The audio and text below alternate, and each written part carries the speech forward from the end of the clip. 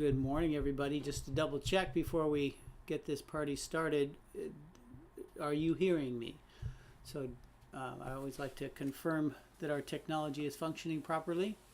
So if you happen to be online right now with me, can can you send me a chat that says you can hear me?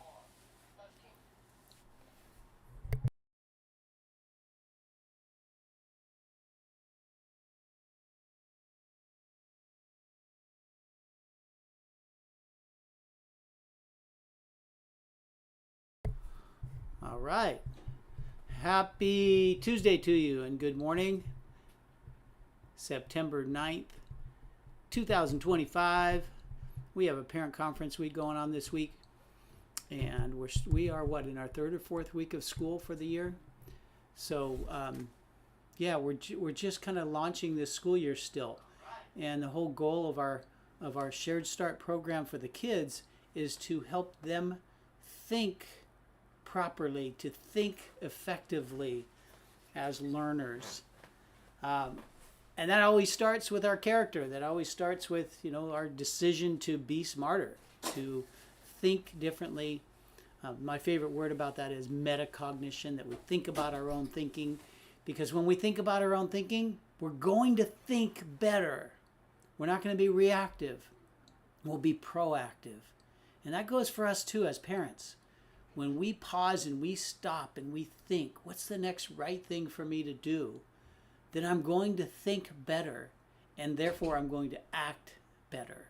So, not to get off on that podium again, but that's why we're here, to help the kids to think differently or to think more effectively, to think in a way that's going to make them happier and more successful. But as importantly, and probably more importantly, is that we do that we as parents are thinking in a way that's going to help our kids think in a way that's going to be happier and more productive. So, welcome again. I didn't mean to, but yeah, that's why we're here, and I'm glad you're joining me. If you are, I would really appreciate if you have a question or a comment, just to let me know, because I want this to be as much as possible a conversation between Mr. B and the families. So feel free to say hello, to let me know, what you think, what we might do differently. This is to serve you, to serve the families of Almond Acres and anyone else who wants to join in. This isn't open just to Almond Acres family. This is open up to the world right now. So if you have any people that would benefit from understanding the Almond Acres way, then invite them in. So let's get started with our slides for today and what the kids will be seeing. So today's Tuesday, September 9th, and I'll, as we do every morning, our kids recite the Pledge of Allegiance. It grounds us, just like having a last name grounds you in your family. This is our country name, and it grounds us in the principles and the practices of being an American citizen. So the kids, most of them, know the Pledge of Allegiance, but some don't. So they're learning it, and we get to stand together and pledge allegiance to our country. So if you're not aware of that, there you go. How about looking at the calendar for September? We are in that purple week right now. We're in the conference week. This is something we do twice a year. And actually, is it 3 times? I could be mistaken. We'll do it again in December. But right now, the conference week, students are let out every day at 12:30 so that moms and dads, grandmas and grandpas, guardians, whomever are taking care of that child will be able to come in and chat with the teacher, find out what's going on with the programs. Pardon me, I just jumped slides. And know how to communicate both with your student about the school and the language the school is using, whether that's character language or whether that's mathematical language. Then we can work together, synergize our efforts to make it an effective school year for your kids. So that's what's going on all of this week, and you have an appointment at some point this week to chat with the teacher. Moving on into next week, you can see that green 15. That means that it's a staff development day. The teachers and the staff are all here on campus, but kids get to stay home. And then on the 24th, that yellow box may not be familiar to you yet, but that's our board meeting. So the fourth Wednesday of every month is our school board meeting. Everyone's welcome to attend that. And then those blue Mondays, those are all early release days. All right, so that's the calendar. Now, the kids, though, today are seeing a little bit different calendar. This is what they see. So they are enlightened again to what's going on in the month, but the conference week and sharing with them that Shared Start is changing this week just because of the conference week. And then there's no middle school Shared Start. So just an adjustment there to try to adjust for time. You'll see on Wednesdays we have Gold Childhood. That's a cancer awareness, an awareness day for us to think about students, especially because we've had many who are suffering with or challenged with or trying to defeat a cancer. So this is a way during September to honor the struggle that they have and ways that we can support them. Finally, on the 26th, the rewards, that's when students can turn in their Kirby Cash. So that's the calendar that the kids will see and be informed about. Let me talk a little bit more, though, about the Go Gold Wednesday, the cancer awareness. Again, we've had a number of students who have fought cancer and in each case have beat it. So we're really grateful to know that. And I don't know, between our encouraging and our encouragement and our prayers for the families and the kids, I think there's a strong influence there to give kids hope, to give them the courage they need to face such a trauma in their life. So, and this is, obviously not just children, but anybody suffering. Myself, I'm helping a friend right now deal with that. He's my age, and he probably, he's been told that he has a short time to live. So how do you do that with grace and help people through the grief of all of it?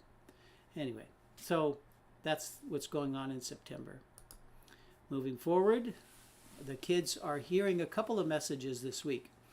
So I've told you about the terrific traits, what it means to be terrific. So again, terrific means I'm trustworthy, respectful, responsible, fair, and caring. We've talked about trustworthiness. We've talked about respect and responsibility so far. This week, the kids are hearing a message about being fair. And what does it mean to be fair? And fair, one simple way to look at that is it's not about being equal.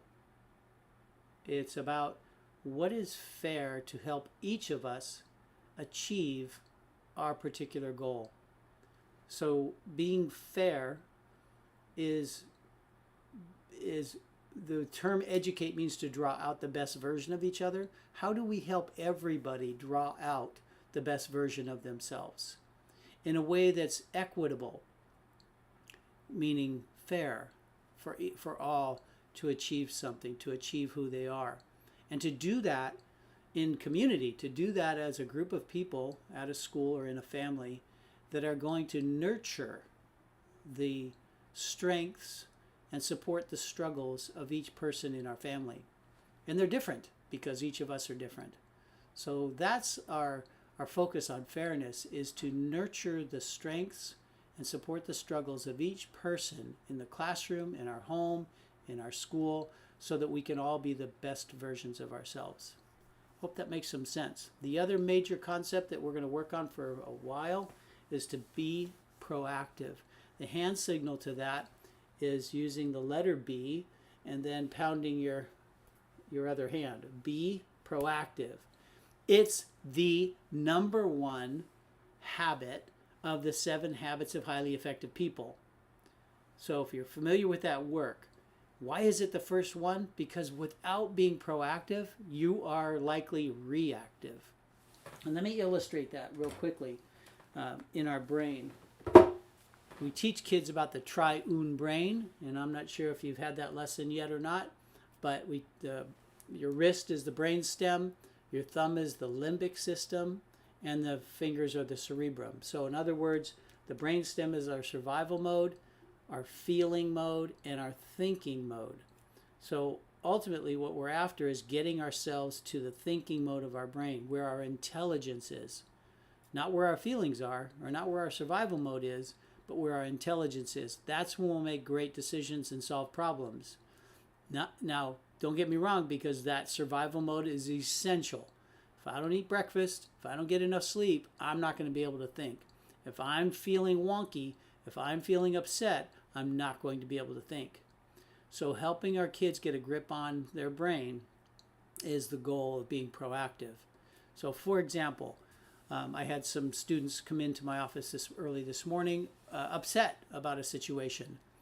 And my first reaction was to just look at them and listen and hear some of the feeling that was going on. And then I asked them to pause and to stop and to look at a poster that I have here in my office, and many of you, I hope, have this at home, to tell me what feeling it is. What are the feelings that are going on in your mind right now that's causing you to feel very reactive? And one of the students shared with me those feelings. And then I asked, okay, you feel that because, and immediately our brain wants to go, they feel this because somebody else did something. I asked this person to pause and to think, what was I thinking or doing? To what degree was I responsible in this situation? And maybe they were perfect citizens in the situation, maybe not. But to look at your own self-control, your own ability to be proactive,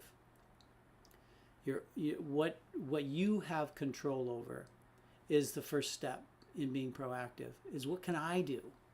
Not what somebody else is doing to me, or not what somebody else is doing, but what can I do? Now this takes a lot of practice, but it works. We start with the feelings, we move on to the thinking. Because when we start with the feelings, we start to name those feelings, which gets us to think about those feelings. Going back to that idea of being metacognitive, I'm thinking about my thinking. So when we're thinking about our thinking, we're going to make better decisions. So being proactive, like these things say, I'm managing myself, I'm managing my property, I'm managing materials, I'm being on time, I'm being safe, I'm being clean, I'm being proactive, I'm being the better version of myself. Reactive behavior has a lot of consequence emotionally. And then it tends to create further negative consequence with relationships and situations that we're in. Because we're reacting. We're just doing what we feel like doing instead of being thoughtful and considering what is the right thing to do. If I don't consider what the right thing to do is, I'm more likely to do the wrong thing. Because my feelings say react, strike out to something, hit, say a nasty word, say the wrong thing to somebody, run away from the situation. That's a reactive mode. So helping our kids to be proactive is to start with, how do you feel? And this is our challenge, because our feelings can quickly get in the way. They're being reactive, and therefore we tend to get reactive. But if we can stop, pause, look at them in the eyes, get down at their level, wherever they are, sit with them so you're eye to eye, take a deep breath, and say, help me understand what you're feeling. Tell me what you're feeling. And if you have a page like this, of any sort, that can give us the words, then we're going to transform the feeling into thinking. Then we can start to discuss and dialogue what's really going on. Again, it takes a lot of practice, but if we don't start doing it now, we'll never get good at it. So I challenge you and encourage you to really stop and listen to your kids and listen to what they're feeling, and then challenge them to think about, what is the next right thing for me to do? I don't know if I've ever heard in all of my career a student tell me the wrong thing to do. They know. They know because they see it in society, what works and what doesn't work. They see it in your home, what works and what doesn't work. And lashing out and being reactive never works. It usually just makes things worse. So being proactive, reaching out and using your mind to do the next right thing is going to be so much more effective for all of us. Let's see. How are we teaching that to kids? There you go. There's the Kimochi. We use this. The word Kimochis is a Japanese word for feelings. And we have a set of characters that we use in the classroom. You can see them there to help discuss, dialogue, troubleshoot, problem solve situations in the classroom and out on the playground. So these characters help us to do that, as well as that page that I showed you. So using that that tool to help us do that thinking, or get to the thinking. Now, here's another simple way that kids can practice being fair and being proactive is they can make eye contact. So this is a question, what do you do when you're working with people who are not your friends? So they're not your close relationships. It's not your family. We can still be trustworthy, respectful, responsible, fair, and caring. You can do that by giving them respectful eye contact, speaking to them with respect. We talked last week about using their name, being as kind and caring as you can, and being patient. All of this takes the proactive approach, the proactive thinking, as opposed to the reactive. And it means we just have to practice calming ourselves before we say what we need to say. So those are some of the messages that the kids are hearing in Shared Start this week. Again, the terrific traits. Those terrific traits are every behavior, our kids' behavior, is either one of those or not. So whenever we do something, we're driving down the freeway, we're in the grocery store, we're at home cooking a meal, we're working outside, we're acting like that or not. So it's not about the behavior, it's about the character trait.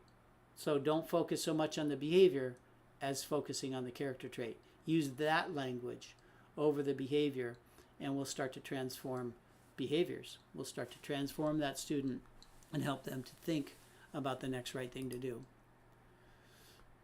So one more look at that. You've seen this too. I'm just spiraling back, as I like to do every week. Spiral back over those 5 character traits. The building blocks of smart people are these 7 habits. We're working on proactive this week.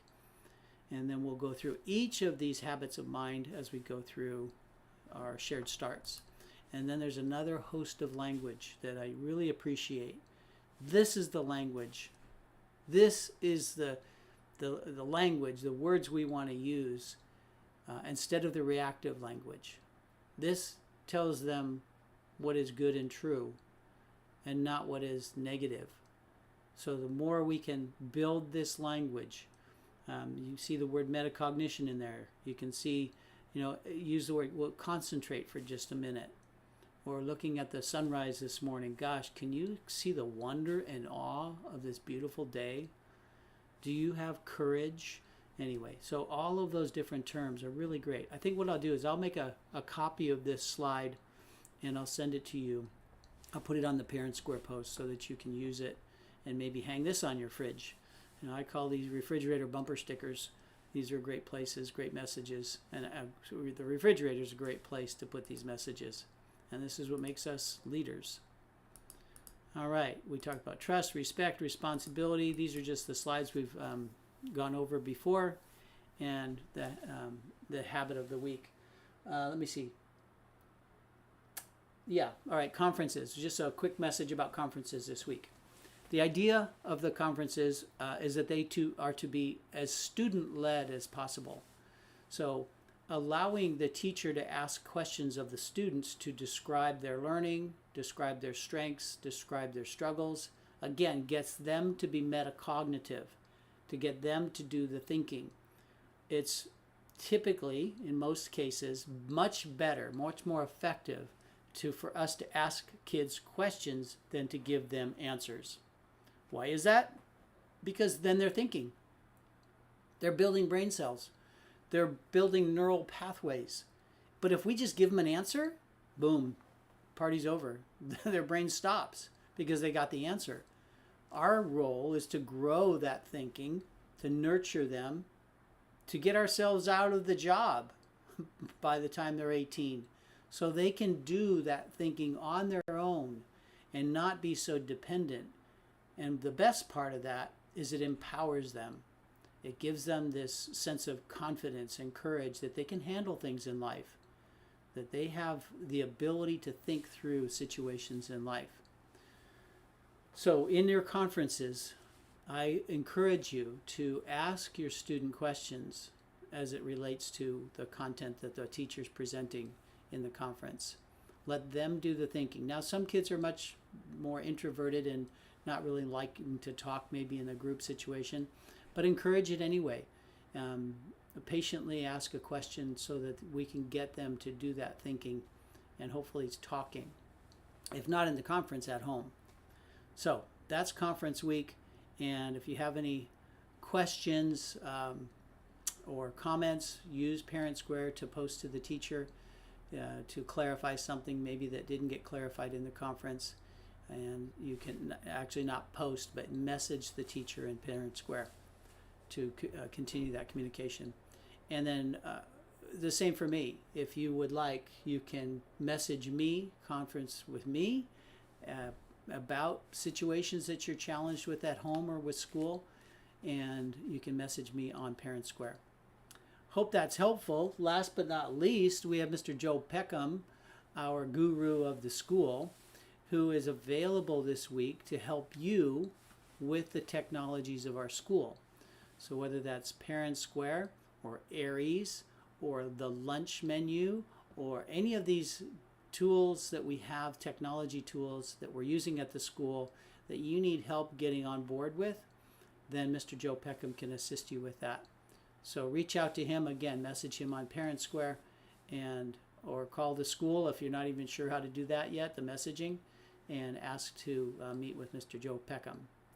All right, that's it for this week. I hope you have a fantastic week. I hope your conferences are great, and let's grow great kids. Take care.